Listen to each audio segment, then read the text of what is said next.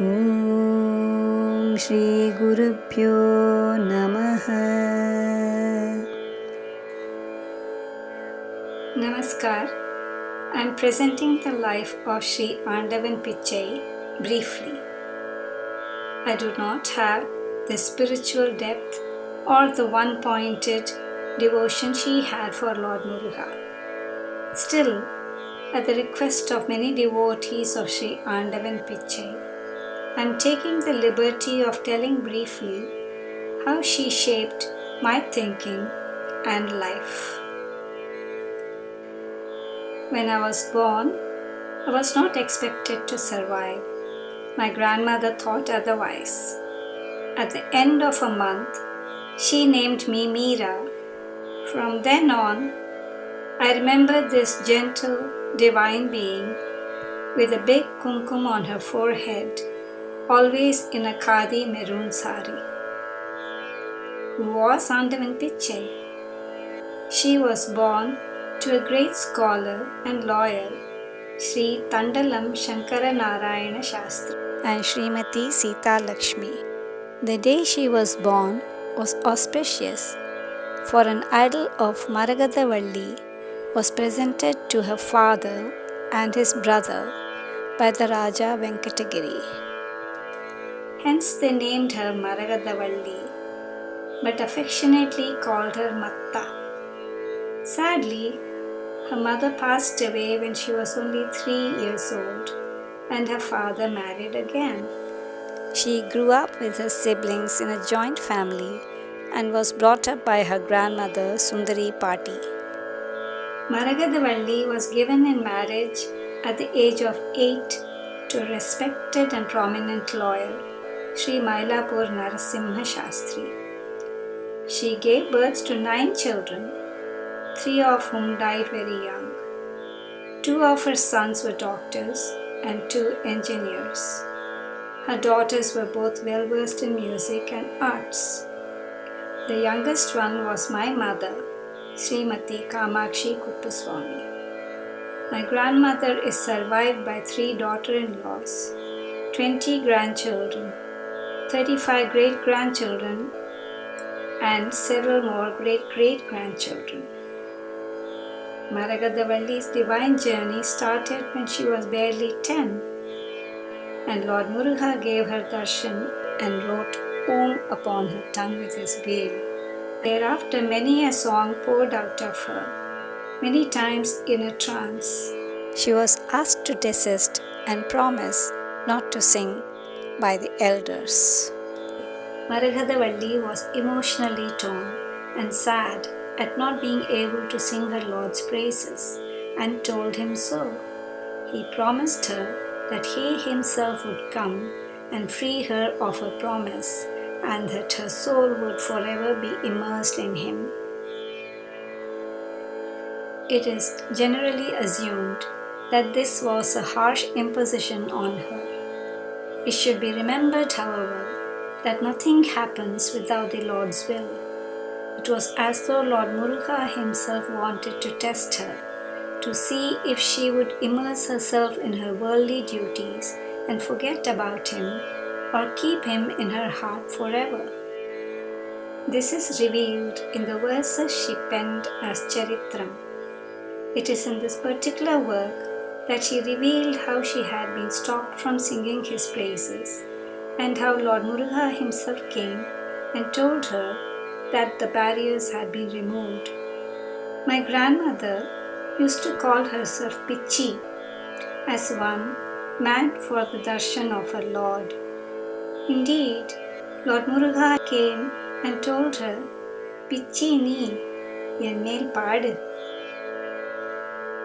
My earliest memory was a song I was taught to sing in my school. It was on Lord Kartikeya. Sharavana ಭವ ಕಾರ್ತಿಕೇಯನೇ ಕರುಣಾಕರನೇ ಶರವಣ ಭವ ಕಾರ್ತಿಕೇಯನೇ ಕರುಣಾಕರನೇ ಗುರುಪರನೇ ಅರುಮುಗನೇ ನಿರವತಿ ಸುಗನೇ ಮುರುಘಾ ಮುರುಘಾ ಮುರುಘಾ ಅರನುಮೈ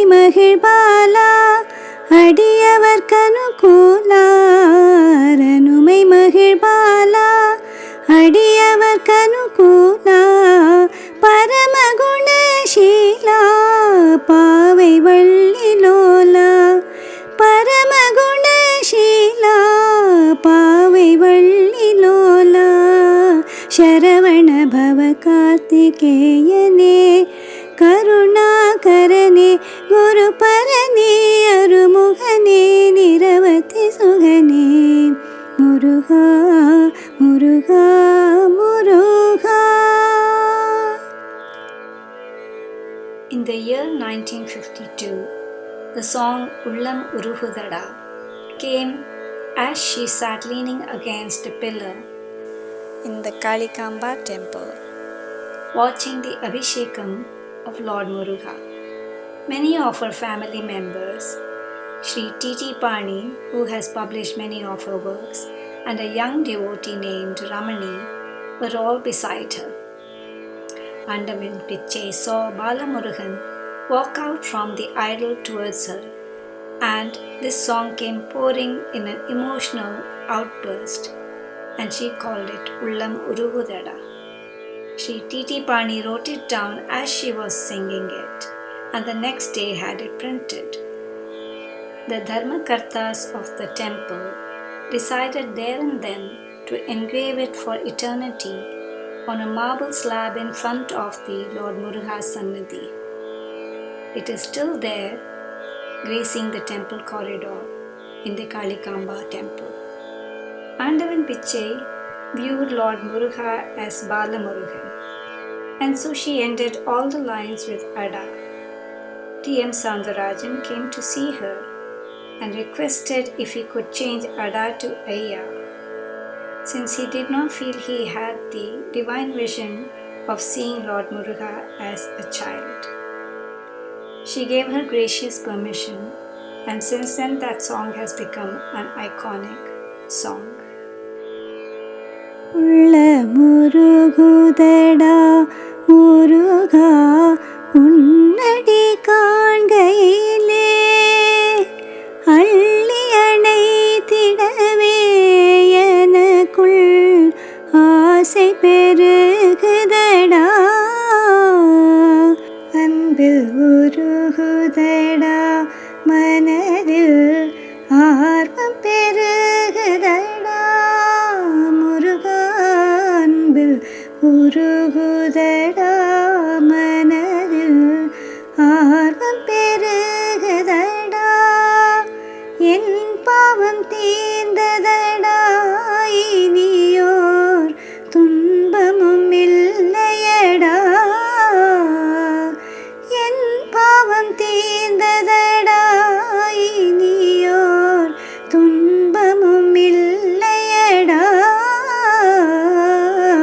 உள்ள முருகுதடா முருகா உன்னடி காண்கையிலே. After singing Ullam Uruhudada, many came seeking her blessings. The house in Coral Merchant Street, near Kalikamba temple, was constantly filled with visitors.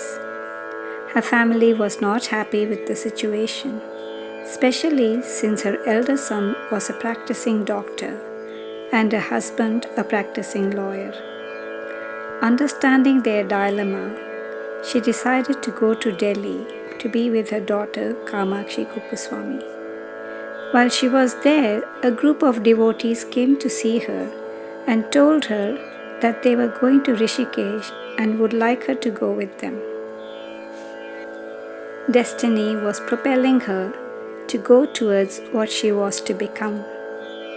When the group reached Rishikesh, something about her drew Swami Shivananda to her. There was a gentleman called Sri Ramakrishnan who used to work in her father's household. He had retired to Shivananda Ashram. He told Swami Shivananda all about her. Swami Shivananda decided there and then to give her Diksha and make her a sanyasin. He sent the other devotees back to Delhi to tell the family what had transpired. Needless to say, this threw the whole family into turmoil. Her youngest son, with his wife and infant daughter, came to Rishikesh and talked to Swamiji in depth. Swami Shivananda told him that his mother was meant for great things. However, considering the family's feelings, he will send her back with him, but hereafter she will be a sanyasin. After taking sannyasa in 1953, Maragathavalli came back to Chennai. Realizing the strain she had been under, her husband, Sri Narasimha Shastri, supported her decision. He gave up all his material trappings and decided to take sannyasa himself. There were, however, questions raised about how a sannyasi could live at home. They decided to go and seek the advice of Shankaracharya in Kanchipuram. He told them that since Swami Shivananda had given her sannyasa, he must have realized her divine potential. So she should stay in the house wearing a maroon or red sari, except on certain days like Guru Purnima, etc. He also told her, since she had always called herself Pichi, mad for the love of her Lord Muruga, she would be called Andavan Pichai, just like Swami Shivananda had called her. Swami Shivananda used to say, Andavan Pichai ni, you are Pichai, that is, a blessing which Andavan gave to her devotees. Thus, Maragathavalli became Andavan Pichai. Swami Shivananda also gave her husband, Sri Narasimha Shastri, Abhat Sannyasa and called him Murugananda. Their little house was filled with divinity. People would come all day to seek her blessings and come and sing devotional music for her and hear her sing. There were several songs I learned directly from her. Some I heard her singing and several taught to me by my mother. One of my favorites is Kanda Muruga Yennaikar in Kapi Ragam. Kanda Muruga Yennaikar, Kanda Muruga Yennaikar, Yendan Chinta Kulam Tirka Vandarul Tanai, Kanda Muruga Yennaikar, Yendan Chinta Kulam Tirka Vandarul Tanai, Kanda Muruga Yennaikar, Yennaikar, Yennaikar. She goes on to sing his praises and ends by seeking his blessings to be forever at his unparalleled feet. நிகரில்லா நின் பாதத்தை நினைந்து மகிழ அருள் தாராய்,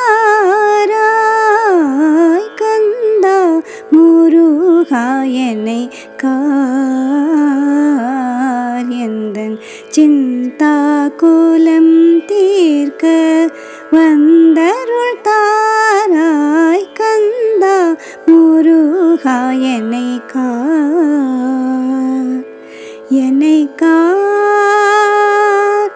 என்னைக்கார்.